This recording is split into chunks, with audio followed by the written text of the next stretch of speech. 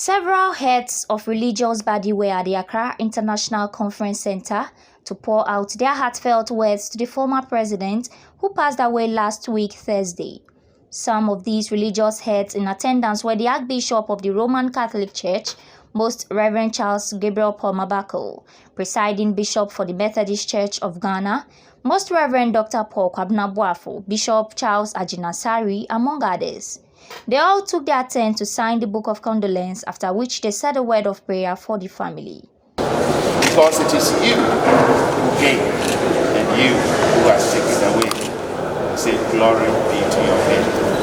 We thank you for the life of our father and our former president, the life that you gave to him and how he served humanity.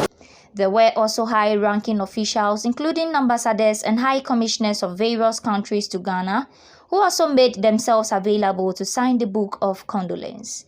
In an interview, Presiding Bishop for the Methodist Church of Ghana, Most Reverend Dr. Paul Kwabena, who spoke on behalf of the Christian Council, called on all and sundry to emulate the footsteps of the former president. Christian Council, Catholic Secretariat, Ghana National Association of Charismatic Churches, Ghana Pentecostal Council will want to commiserate with the family and to thank God for the life of our former President, Flight Lieutenant John Rawlings.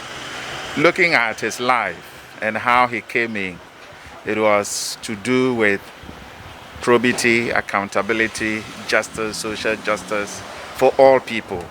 And he was a man who was there for the vulnerable, the poor, the aged, the women, the children.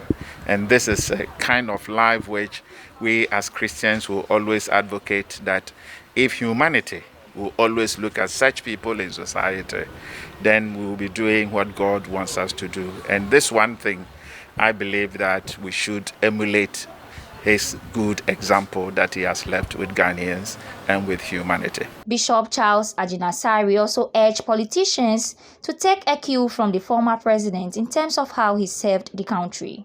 I'm on the scene with a bang and I made a lot of impact, good or bad. And so I think that the greatest lesson politicians can learn from him is the fact that when he had the opportunity to serve his generation, he did.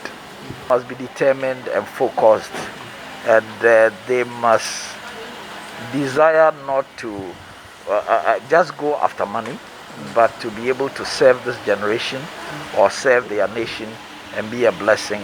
And let's have a generation of politicians who are not antagonistic to one another and using a lot of verbal garbage on one another. We want decency in our politics.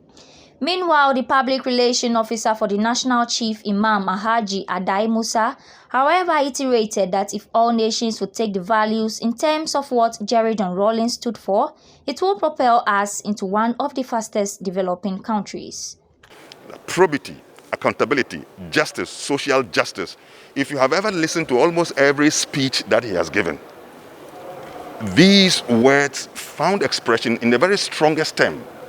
But I think that these are values that the world has needed. It's a requirement for development, for giving people's right to them, which the world appreciates, but the world also has not been able to uphold. And so the fact that he keeps on repeating it is something that we must go deep into, understand those words and what they meant from him and what they meant in real sense. Probity, what does it mean? Justice, what does it mean? And how does it apply? Transparency, what does it mean? And these are strong ethical things that has moral dimensions that if every nation will uphold, it will propel us into one of the fastest development. But if they remain slogans, then they will lose their meaning. They will not make any meaning. So one of the things we can do to honor him, in my view, is to get back and then try to reach the inner meaning of these and see whether we can make it part of our social values, even within our politics, that if they can apply, then I'm sure we will still have development that encompasses all dimensions of our national life, social, political, economic, and have all those things that we need.